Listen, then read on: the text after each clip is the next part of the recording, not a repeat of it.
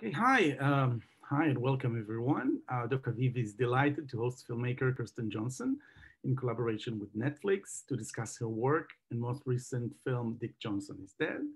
The film is available to watch on Netflix, and this conversation will be available afterwards on Dr. Viv's website and YouTube channel. My name is Ohad Landesman, and I'm a film scholar and lecturer from the Steve Tisch School of Film and Television at Tel Aviv University. I invite you to leave your questions in the Q&A feature of the Zoom. We'll probably get to them at the last 15 minutes of our talk. For those of you who are watching our talk on Facebook, you may leave your questions in the comments. So Kirsten, good afternoon in your time zone. And let me say how happy I am to have this opportunity to speak with you today. I want to briefly introduce you. Kirsten is an American documentary filmmaker and cinematographer, mostly known for her camera work on several well-known feature-length documentaries, such as Citizen4 or The Oath. In 2016, Kirsten made Camera Person, a clever and really powerful, in my mind, compilation documentary that, on the one hand, kind of overviews Johnson's career as an acclaimed cinematographer, and on the other hand, functions as a philosophical essay film about the essence of documentary filmmaking in the 21st century, maybe fair to say. And then 4 years later, Dick Johnson is Dead. The film that we are gathered here to talk about is, I think, truly one of the most heartwarming and uplifting documentaries that I've seen lately. Kirsten focuses her film on her dad, 86-year-old psychiatrist named Richard Johnson. He's also here with us in some way. Suffers from dementia.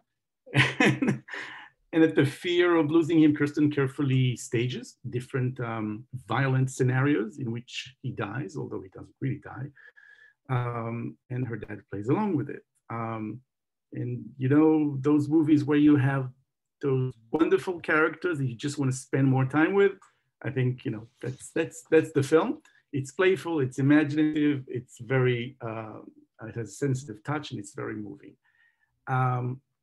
So first thing first, Kirsten, something that you've probably been asked all the time, but I'm sure all of us want to know that. How is your dad? How is your father? How is he doing? And Well, before the first thing first, my first thing is just to say how utterly thrilled I am. This is um, once again, I like aspire to be in person at Doc Aviv, and I'm getting closer and closer. But I'm so happy to be here with all of you, and thank you to the festival. And I've been waiting to meet you for a really long time, just because everyone I know who knows you is like, oh my goodness, you have to meet the good doctor. So I'm really honored to meet you and to talk with you. And um, I just went down to DC and visited my dad this last weekend.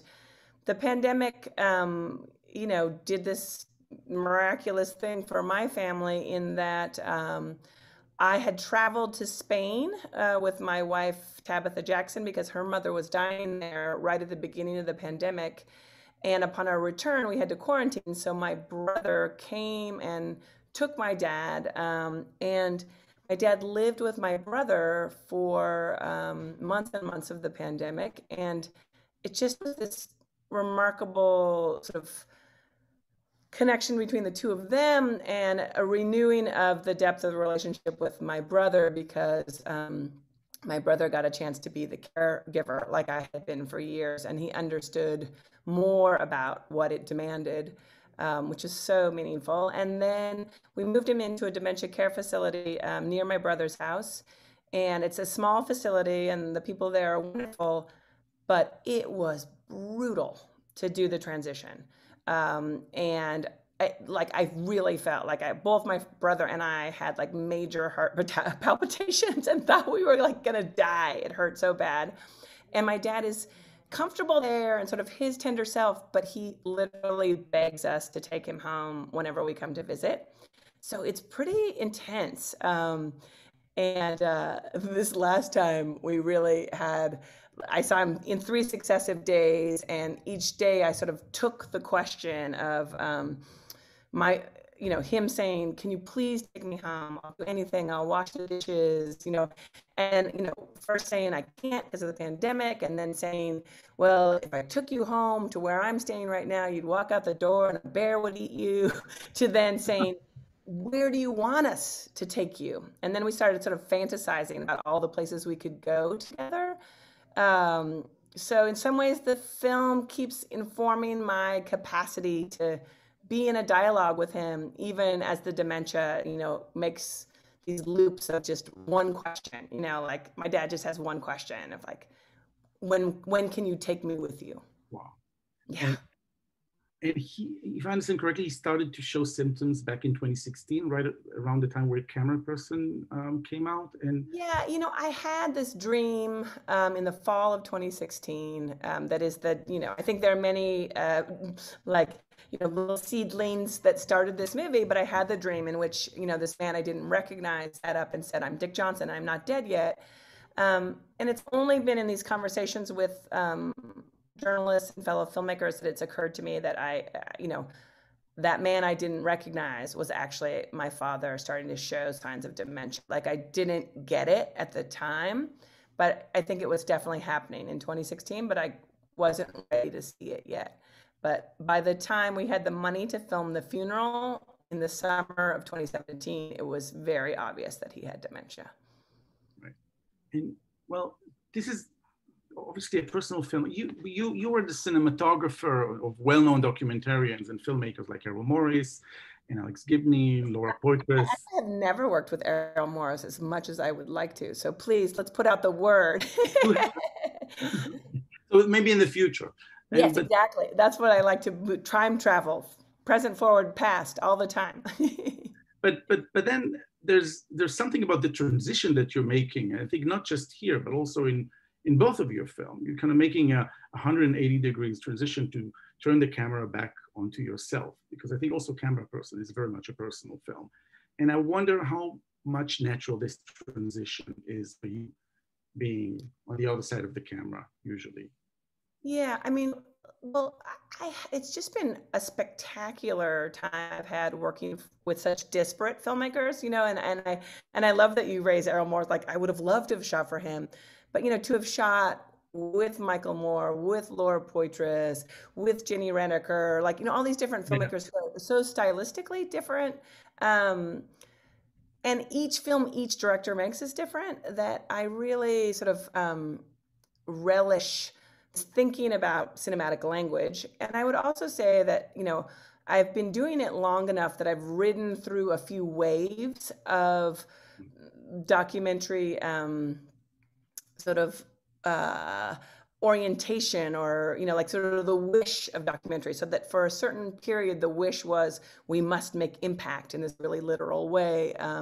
I remember the beginning of my career, it was much more, there were a lot of personal films, and then everyone was sort of sick of them, and then it went out into social justice films, and then it swings back. And I really feel with both of these films that I'm trying to push the form of cinema and try to understand what cinema is, what it can do for us. So as much as this film, yes, is a personal story about me and my dad and our love and dementia, it really is, like, for me, about time itself. Like, how does time function, and what's cinema's relationship to time?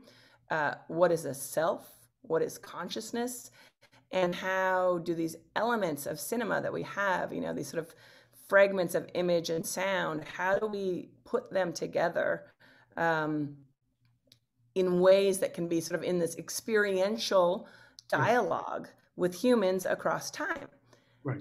And so, like, across time and space, like here you and I are, you're in Israel, I'm here on the East Coast of the United States, and we're in different time zones. And my father is here as an image, here in my heart, but also in the hearts of some of the audience who have seen him. Like, the film has translated him into your life, and others, the lives of others. And I just think about all of the things that I've experienced in cinema, all of the dead people I've met in cinema. That I met Buster Keaton after he was already dead, but he could not be more alive as a person for me. And this sort of magic of cinema, I'm really interested in.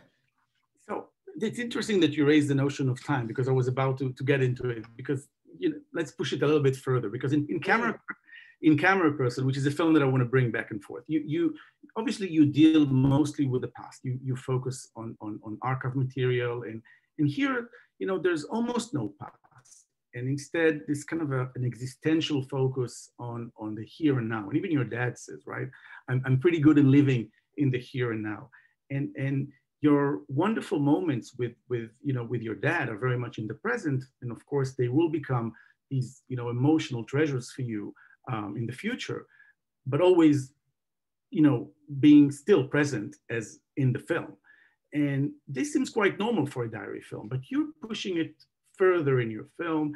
It's as if it's not enough for you, and you want to envision the future. You want to envision maybe an alternative, a ridiculous version of the future. But so you provide your dad with everything, right? You provide him with a funeral, you provide him with an afterlife, you provide him even with heaven. He has his whole future figured out all for him. So what is my question? Kristen, can documentaries be made about the future? Oh God, I love that question. Yeah, I'm actually that is exactly what I'm working on in the next project that I'm undertaking. I'm trying to make a film about the future. What I sort of love in this moment is, in this terrible, beautiful moment we're all living through, is that the pandemic has shifted all of our understanding of reality so profoundly, and done it sort of at scale in this collective way. We can all pretend that the future is going to come back and be as it was, but it's pretty clear that it isn't. And that we are, I've written about this, that we're sort of in the long middle of the pandemic, and we know when it began, we don't know when it will end. And I think of that as very analogous to documentary filmmaking. We're often in the long middle, making a film where you sort of start on something, you think you're going to film for a couple of years. Suddenly you've been filming for 4 years, 7 years, 9 years. But the story isn't finished yet, right? And, when I first proposed this film, what I said to myself as this sort of radical act was that I'm going to, with the help of some people, I'm going to keep killing my father over and over again until he really dies for real. And I fully thought that was the commitment, that I was just going to keep making it until he really died. And I sort of imagined we'd have this fake funeral at the beginning and the real funeral at the end. But as soon as we did that fake funeral, I was like, I'm done. I'm never doing this funeral again. And I think that's what's so interesting about cinema's capacities, right? So lots of people like to make the distinction between documentary and fiction, the distinction between life and death, the distinction between the present and the past, or between the present and the future. But in fact, at the edge, where is the edge between the present and the future? Like, we're doing it right now. We already, 2 seconds ago, what we said is already passed, and the timeline of cinema allows us to play with that. But I thought, instead of saying we're filming documentary and fictional material, we're filming, the unexpected and the imagined. But then, of course, it turns out the unexpected enters the imagined, and the imagined enters the unexpected. So, for example, when we were filming in my father's office, very early on, we sort of had finished the scene, what I thought was the scene, and it started to snow like it is today here. And we decided we wouldn't go outside because it was too slippery. And so we stayed there, and the camera was still up on its tripod. And then I just started to see the reflection of my father in the window through the snow, and I started playing with the focus. And all of a sudden, I saw him as the Wizard of Oz. Wow. And in some ways, I feel like I saw the future of the movie that then became, these sort of feathers floating through the air, my father, in this cinema of the imagination. And that's what I think is so crazy and interesting about time. It's not linear. Yeah. And we know that those of us who have people that we love who have died, they like show up, they're in us, they impact us long after their deaths. Um, my mother has been wildly present in the making of this film. And if I just sort of sit quietly in this moment, she's going to come at me sideways with something to add to this conversation, right? Do you experience that? I The mean, sort of out of time, like arrival of someone who is dead in your life?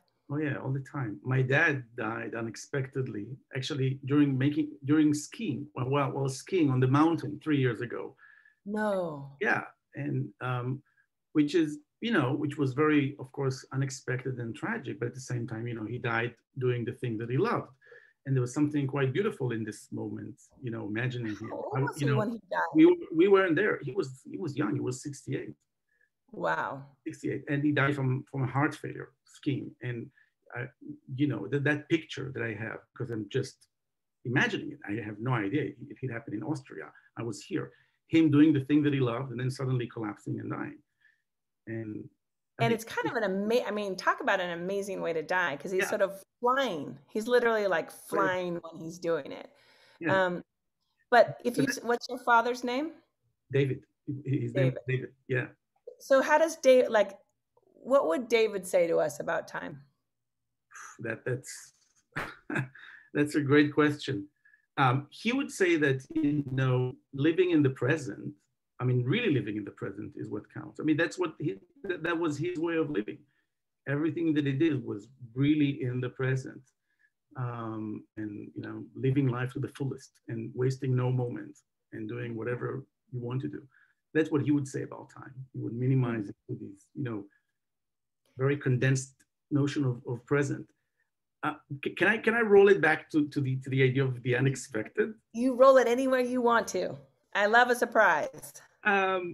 Surprises, unexpectedness. There are so many spontaneous moments like that. Again, both here and also in Camera Person. And of course, this is like really, these are the treasures of being a documentarian, right? Or camera person, just things that fall into your lap, just like Herzog says in Grizzly Man. And in your film, you restage the unexpected. You restage it. The falling, the fatal heart attack, being crushed by an air condition. Why is it so important to you, the unexpected? You partly explained it already, but focusing on the unexpected. Right. Like my father died, unexpectedly on the mountain. Well, having done this work for years, I think the thing that's sort of marvelous to me about it is that you can count on the unexpected. So that anytime you are, sort of deeply involved in filming something will blow your mind. You could be sort of intently focusing on a person and think that you understand them. And then they will do or say something that is just beyond your comprehension. And there's something thrilling in that. And I think in Camera Person, obviously, there weren't a lot of laughs in the movie. It's sort of serious as a heart attack. But one of the funny moments is, this Bosnian grandmother who does not want to talk about her family's trauma, does not want to talk about her daughters being raped. And we are pushing her to talk about it. And I couldn't stand it as a camera person. At a certain point, I was like, give her a break. She doesn't want to talk about it. But while, sort of listening to this, I had been admiring her outfit. And so I, say, I'd like to interrupt. And can I just ask you, did you always have such a great sense of style? And this woman who has been stiff and not answering says, yes. And then sort of goes on to say this extraordinary thing about hoping that her children cut up her clothes when she dies and make new things from them. Wow. Which, for me, it's just could there be a more beautiful metaphor for what Camera Person is, right? She just describes what the film is and mortality and presence and absence and everything. I was just and I knew I was thrilled by what she was wearing. What I didn't know is how she would blow my mind. And So what I will say is, like, with this film, we were like, you know, everyone says like enjoy the process, enjoy the process. I was like, we really set about with a very strong confidence Right. that the process would come through for us.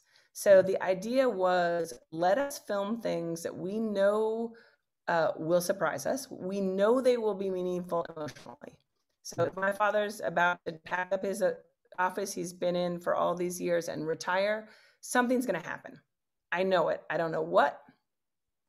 Okay, then what do we do if we bring a stunt person into this situation and ask him to sit in the patient's chair in my dad's office? Something's going to happen. And then, you know, the sort of mandate that I gave myself early on was my father has to die in every scene of the movie. And so what we were going to do is like, okay, you know, sort of gather these unexpected moments that pop out of documentary and then work backwards to them. So you know what you're watching is real. There's nothing more real, like, you know it because it's so unexpected. And then boom, that's where we place the fiction.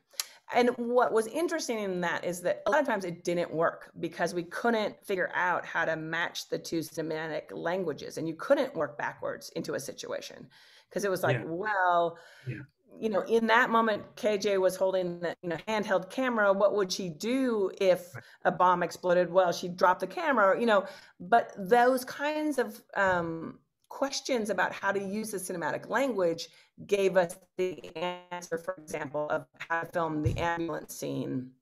It was like, okay, what would Kirsten do as the camera person? How does the audience knows that she knows what she's doing? So what would, you know, sort of trying to track that cinema language back was so fun.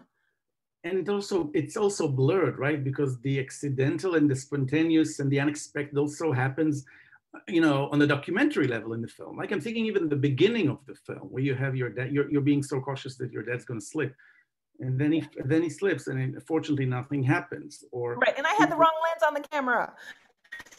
you're going to take the kids to school, and then there's this wonderful scene that he enters the car, and then at the last minute closes the door while there's the siren, you know, and you say a classic.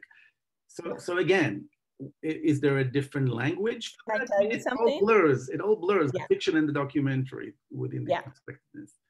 I want to bring again camera person, because, you know, I saw Camera Person again last night.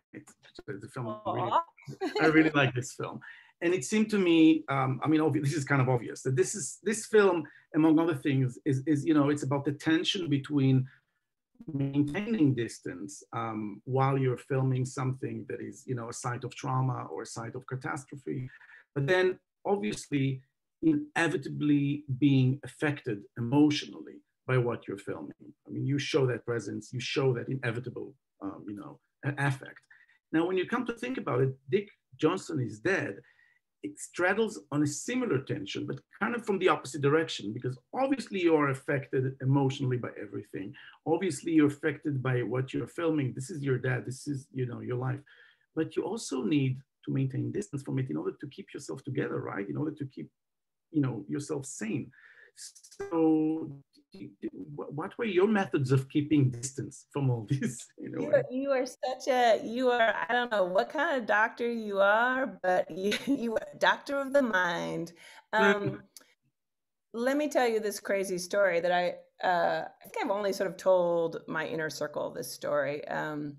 But our mutual wonderful friend, Eric Hines and Momi and Rooftop Films programmed a double feature drive-in of Camera Person and Dick Johnson is Dead this fall. And it was a very cold winter night. I hadn't been to any drive-ins and I hadn't really been out or seen movies. And we started watching Camera Person, and then someone sort of knocked on the window and I got out of the car, and I got back into the car right at the moment where there's the closed book that contains the photos of James Byrd Jr., who was the victim of, you know, this horrific white supremacist violence in which he was dragged to death. And when we were filming, I saw the pictures that are inside the book. And, as much as what happened to James Byrd Jr. should never have happened, a person should never see the pictures of his body. Like, so many who are traumatized by their experiences, but also those of us who are traumatized by witnessing violence.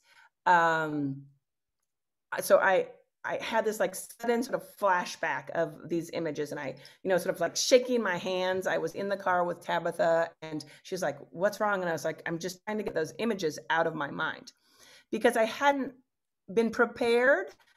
Like the film, usually when I watch the film, I know it's coming and I can sort of block myself off and know I don't want to see those images again. Right. So that happened. And then, similarly got out of the car again and came back in at the moment the baby was being pulled out of the mother. So like boom, second hit of extremely visceral for me and imagistically visceral material. And I started to feel a little queasy. And then I have to admit that they had a food truck there, and I had a duck bao sandwich. It was like a really rich sandwich. So I was like, ooh, it's the food that's making me sick. And then, camera person ended. Oh, and my kids FaceTime me in the middle of it. And they're 9 years old now. And I was watching them on the screen at the same time being 2-year-olds. Then we have a Q&A outside, distanced. And I dedicated the screening to the father of one of my friends, the film producer, Jerry Kupfer. And his father had died that week. His father was a Holocaust survivor, survived Auschwitz, and just this extraordinary man. And I, at the beginning of my career, filmed about 227 interviews for the Shoah Foundation. So I have, taken in that many lengthy personal stories with the person who is the survivor. And I just like, when I was talking about Jerry's dad, in the middle of the thing, I saw a few faces. And then I got back in and I, watched Dick Johnson. And I felt like I was like experiencing whiplash of some sort. And the other thing that was fascinating was that the audio of the situation, there was no audience with me. I was alone in the car with Tabitha, but the audio was turned very high because there was sort of the surround sound in the car. So all of the very subtle details of the mix were very pronounced. And, no one was laughing. No one was crying. I couldn't hear anything except myself watching it. And then we left and we were driving on the freeway, and I suddenly had this feeling like I need to get out of my skin. I felt like I was going to throw up or something, and I stopped myself from opening the car door on the freeway. Like, I've literally never had an experience like this. And I was sort of like, whoa, what is happening to me? And I was like, I must be sick. And then suddenly in my mind, I saw this unbelievably literal and graphic image. I took my skin and I turned myself inside out. And I could see all of my organs hanging off the outside of me. Wow. And I was like shocked by my own mind. I was like sort of stunned into silence. And Tabitha was like, "Are you okay? Are you okay?" And I could not speak for several moments, like long, like 2 minutes or something. And then I said, wow, I think I might not be done with post-traumatic stress, right?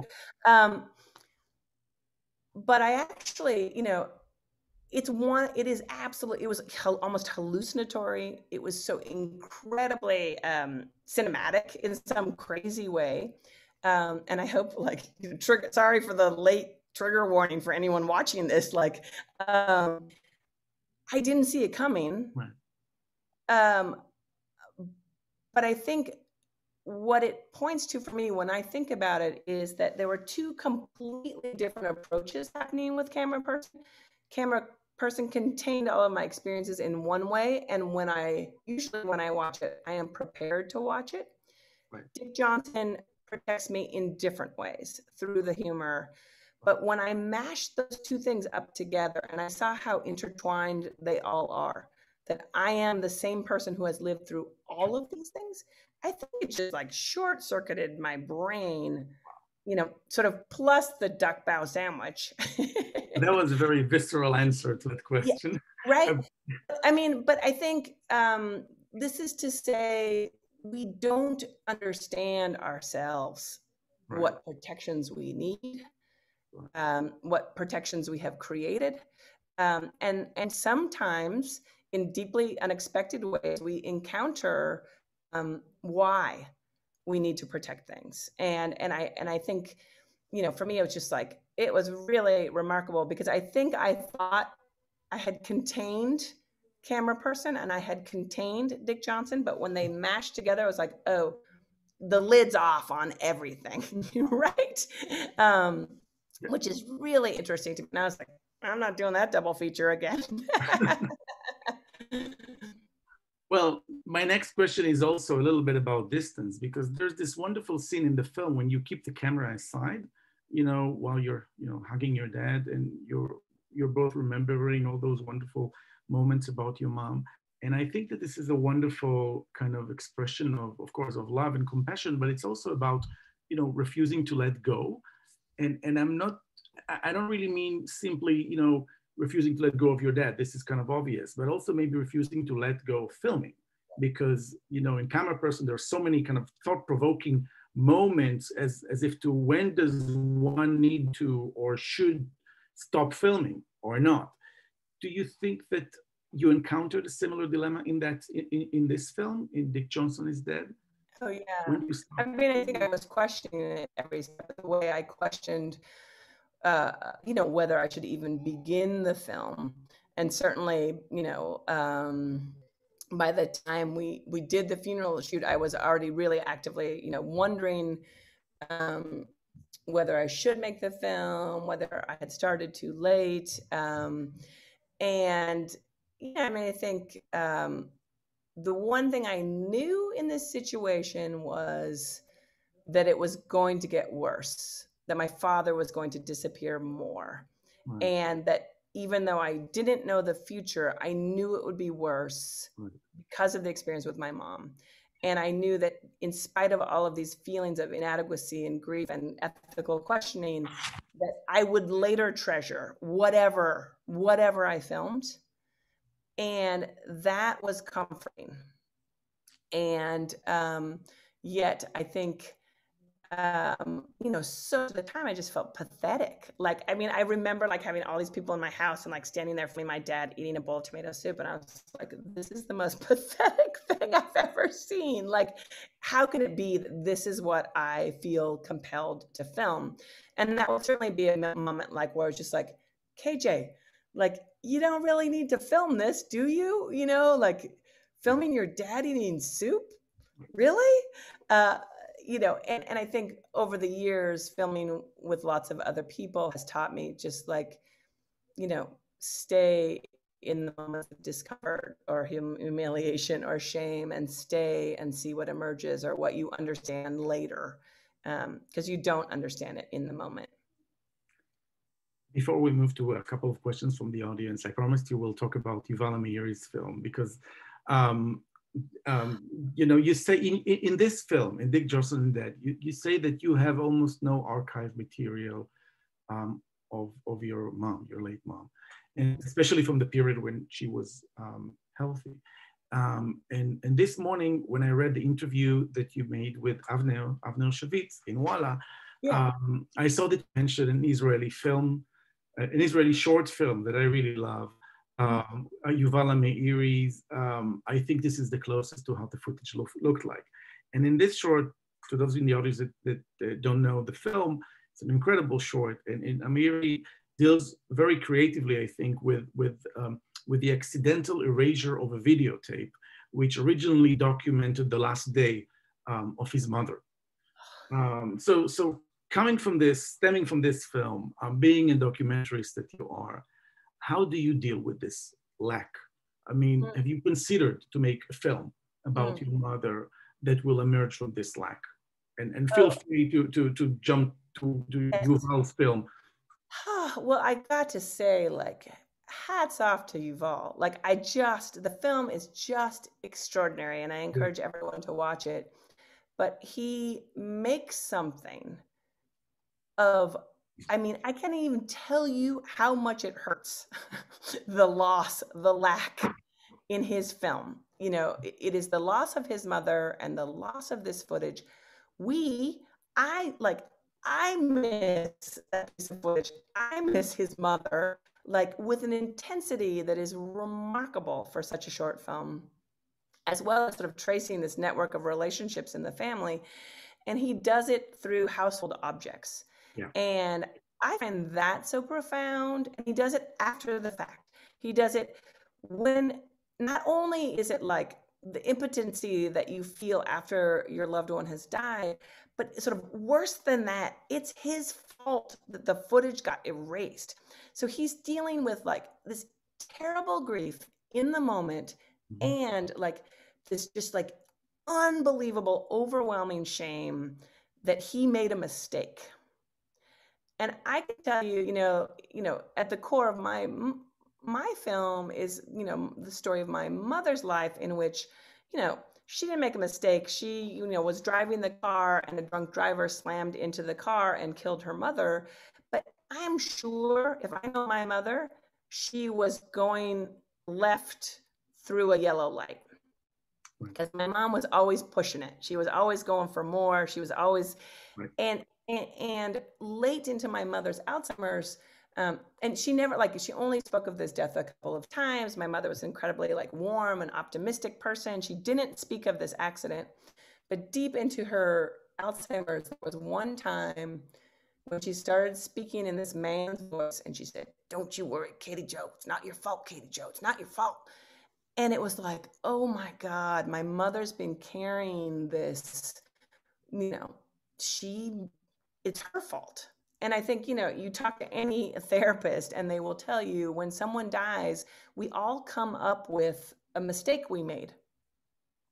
If only, you know, if only your father hadn't gone on that skiing trip, if only he'd done the different run, if only he'd not worn that pair of rented skis. Like, I don't know what are the onlys of that story, right? The if onlys.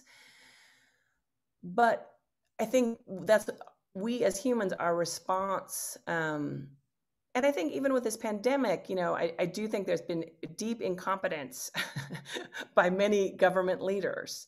But there's lots of ways that people who have loved ones who've died of COVID are saying, if only so-and-so had done this, if only they hadn't done that, this person wouldn't have died. And while that is true, it is also, you know, no one did it on purpose. Some people, you know, did things out of neglect. Some people clearly, you know, some government leaders clearly don't care about a lot of people. But I think this is such a human response to sort of start tracking through what you should have done. And I find this deeply familiar as a documentary camera person. Like, literally every day, what you're doing is beating yourself up for the shot you didn't get. Why was I using that lens? Why was I out of focus? Why didn't I realize that person was going to stand up at that moment?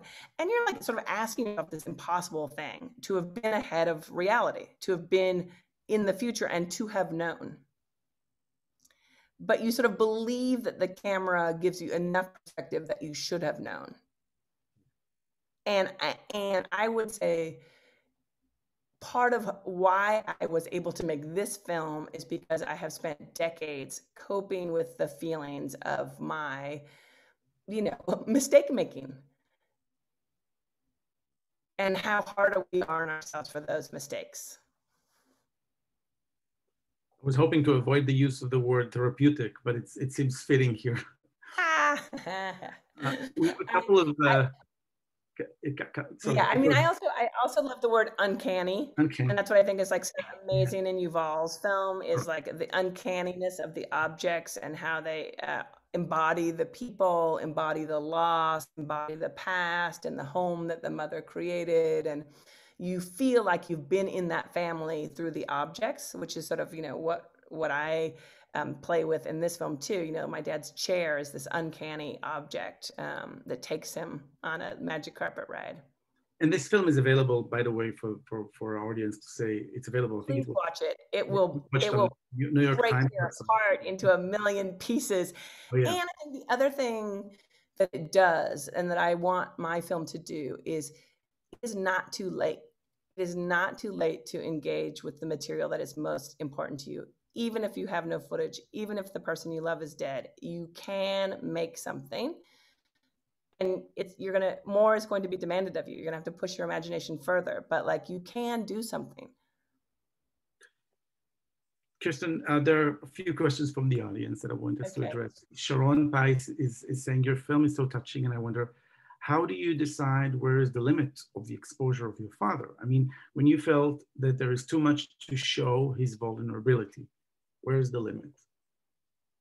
Yeah, I mean, I definitely obviously indicate that there is a limit in the scene in which my father's afraid that we're like taking his blood out of him and using it. That's a funny moment. Right?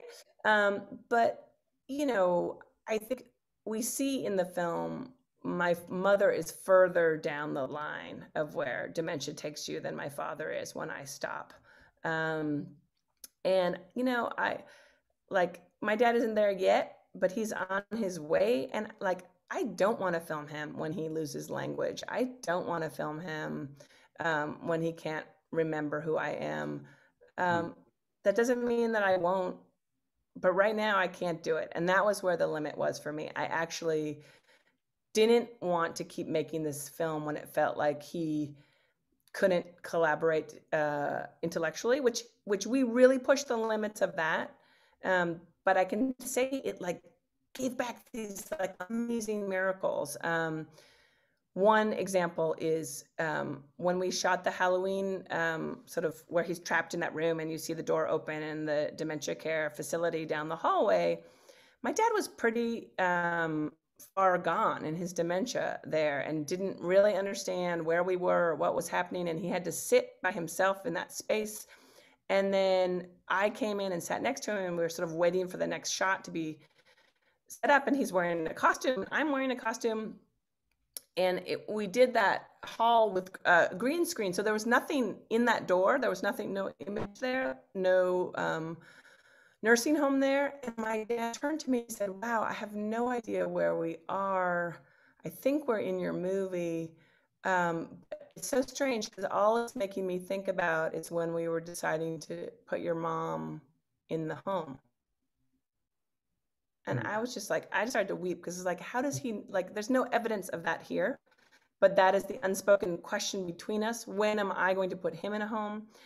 And that he could be that perceptive, even as his dementia was, sort of stripping everything from him. He had no idea where he was, and yet he knew exactly what we were talking about.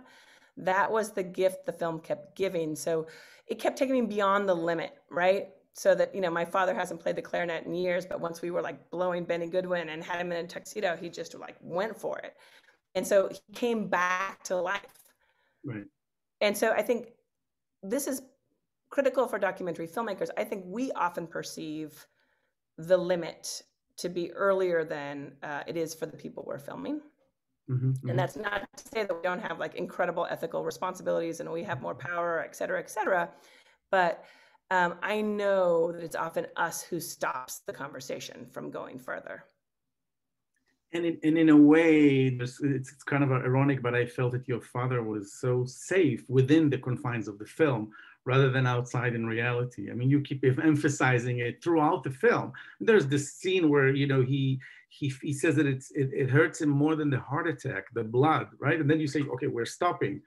And, who knows? I mean, you can walk in the street and an air condition can still fall on you. But in your film, it won't. There's going to be a double. So it's kind of ironic that you staged the unexpected, the violent act but he's safe in the film. Yeah, rather and than outside. honestly, like every film, we need our collaborators. Like, it was kind of great for me. Like, a person with dementia needs to be taken care of at every Yeah, yeah, kind of like a movie star.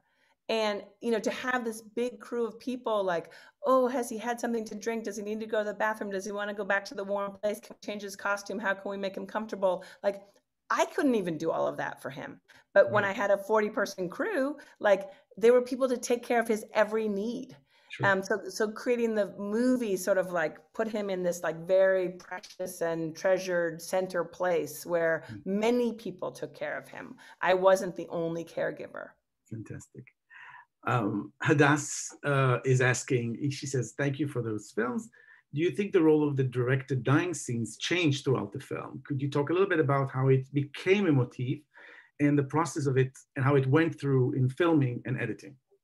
Yeah, so everything changed all the time. Okay, It was purposefully, we intentionally knew the movie was going to teach us how to make it.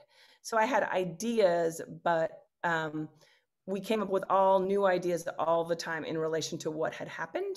And we edited very early, and we would edit scenes and then try to imagine, and then we would film something and then cut it in, and then we would sound mix it, and then we would play with the tone of it, and then we would break it again. So and we did VFX after the fact, so Ohad, the scene that you mentioned with the truck going by the car, that's VFX. That truck wasn't there oh really, in the wow. classic moment, right? So we work backwards into moments, and there are more moments in the film than are recognizable like that. So we are playing, even, so the viewer cannot know, how is this possible? Right. We are doing that. We worked really hard to go back and forth all the time. So I think, and where I experienced something truly exhilarating, and for the first time as a director, I would say, I've done some narrative things and lots of documentary things, but by the time we got to the Heaven shoot, I experienced a state like I am in when I am filming a documentary. I didn't know what anything was going to look like. Right. I didn't know what my father was going to do. We didn't even know if we could get it in focus, because he, as the primary protagonist, could not be relied upon to move in the same way. He couldn't hit his marks, but it didn't matter. We were just in this sort of joyful, because we had so many layers. We had the behind the scenes filming going on. We knew we were gathering fragments, and the set was a collage. Right. We knew we'd have something because we were filming in slow motion. We would have something that we couldn't even see. While we were filming it, we couldn't even see it. Wow. We didn't have any music. The people weren't dancing to music. We built the music after we built the dance, right? And I allowed myself to be emotional. Like we laughed a lot on set, and I cried in front of people, and I told, and I allowed my father to walk out onto that dance floor by himself, not knowing whether he would trip and fall in front of everyone and hurt himself. But I sort of said, there's an edge. I can accompany him to the edge, and then he has to step over the edge. But I'm afraid of this edge, right? And that was extraordinary. So I would encourage everyone to not know more in your filmmaking.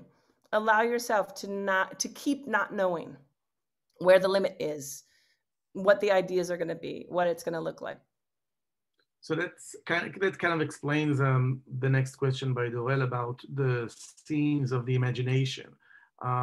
She's asking, what did your dad think about the imaginative, crazy dance scenes? So those scenes, this macabre humor and all this kind of celebration of death, this was completely improvisational in a certain way. Yeah, and I mean, I just want to be clear that we had, I really love crew and respect crew, because I have been crew. Crew deserves, for the hour, their capacities to be respected. They need to eat. They need to have things in a certain order. Yeah. So we worked with this incredible producer, Maureen Ryan, who organized. So we had everything we needed, and we had the time we needed to make choices and to keep building these elements.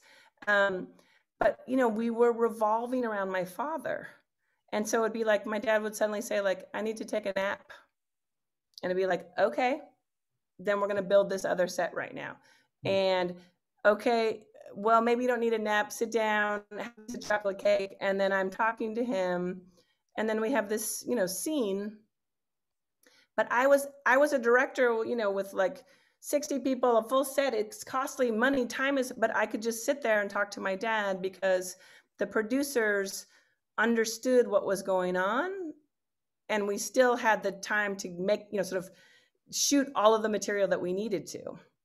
And that was really like joyful, exhilarating experience. And I think it was also connected to the uncanny, right? We just knew, okay, we brought that chair to the set. We brought my family's carpet to the set. We had those masks. And if dad really needed to take a nap and couldn't do it, well, we had a stand-in for him and a man could wear his mask. But, the moment where my father's never danced. And this sort of crazy moment where he's looking at the image of my mother as a young woman and he's experiencing that. And then at a certain point, he just took off his mask and said, I can't do this anymore. It's like, we didn't plan that. He did it because he was tired of wearing the mask. But because it's in slow-mo, it becomes this sort of gorgeous thing. It's very powerful. Noah is asking about, well, this is one scene that we haven't still yet talked about the funeral scene. Yeah. The community, the friends, who have you invited, who didn't want to come? How did you direct it? Yeah. So once again, I didn't direct it, right? We set it up to experience it. So, I had respect for all of the relationships. I had respect for people's sacred relationship to the church. Most of those people are all believers and that's their sacred space. And so we, I had lots of conversations beforehand with everybody about what we were doing. They all knew my father had dementia, so they were ready to grieve him. They also knew my father had a sense of humor. So, I had called upon people to give eulogies, but also said there will be a time when you can stand up and speak if you wish to. The one thing I asked of people was that they speak in the past tense. Okay. Only my brother refused to do this. And he joked and said, my father is going to a better place. He's moving to New York. And my brother was resistant through this process. And he, when I first said the idea about the funeral, my brother thought it was funny. And then he just sort of thought I wasn't really going to do it because it took about a year to get the money to do it and to organize it. And, then when I was doing it, he said, I don't think anyone's going to come. And then when 150 people responded, he was like, I guess I have to come. Like my brother wasn't planning to come. But my brother did say, over my dead body, we're putting him in an open casket in front of everyone, which had been my original wish. So then instead of getting mad and saying, I'm going to do that anyway, it was like, no, part of the principles of this film is like, it's to build relationships, not to destroy them. So, okay, how can we work around it? And then that's how we had the idea to do the green screen and shoot the casket the day before. And, other amazing things that happened, right? Just to make clear, the coffin is green screen and your dad is looking at everything yes. from outside. That's right. And so but what we did during the service itself, we sort of pre-gamed what role I would be in at what moment. So when people were arriving, I would simply be the daughter and the host of this event, and I would greet people at the door. Then once people were seated, I would become a camera person, and and there were 5 different cameras. I could move around. Once the service began, I became again a daughter with my father, watching it from above on headphones. But I empowered the other camera people to leave their positions anytime they wanted to, or to just follow what they thought mattered. So the moment where my father's best friend Ray is sobbing in the corner, that's the extraordinary cinematographer John Foster, who went off book, saw that in the corner and just stayed with it. And then the moment of my father coming down the aisle, even though that's like the obvious shot of like what's going to happen, we hadn't really planned it. And I had the camera in my hands and was about to go down filming him. And Nadia Hallgren, who directed Becoming, wonderful old friend and great cinematographer, she ran from the front and came and just gently took the camera from my hands. Yeah. And she did the extraordinary shot, my dad walking down the aisle, that then allows me to be in my own family as opposed to being outside of it while filming. This wasn't even planned, the fact that you were towards the stage. No, it's just great documentary cinematographers working together and trusting each other. Talking of the unexpected, yeah. Yeah, right? You can't make it up. Was Chava is asking, well, she's first saying your father is a rock star. I was deeply impressed with you and the daughter that you are. But with that said, wasn't there any anger or frustration? Sure, it was. Each of us? Probably, yeah.